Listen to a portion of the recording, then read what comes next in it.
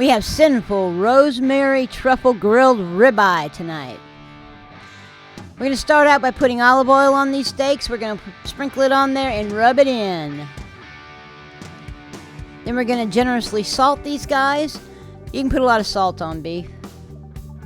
Add some pepper. Now next one is a rosemary truffle salt by Sabatano Truffati. I'll give you some links to that.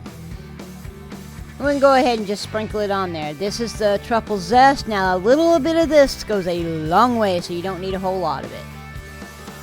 Some more rosemary just to double down.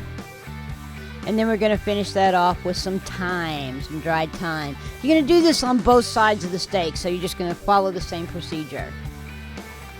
Now what I'm giving you here is a guide to cooking perfectly cooked steak. Go by the temperature, not by the time, because the time depends on how hot your grill is, whereas the temperature is constant. So if you want a perfect steak, go by temp. You're going to see me, this is on the hot side, I'm doing a sear, and you're going to see me turn it 45 degrees. That gives you that crosshatch that's so neat and pretty. And then once it's done with that, I move it on to the indirect heat and let it finish. So turn down the temperature.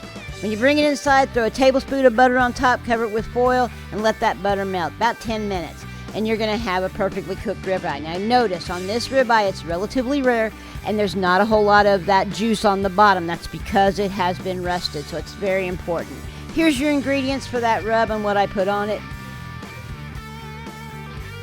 And here's how you do it. Remember, by temp, not by time. I want to thank you for joining me on my patio with my grill.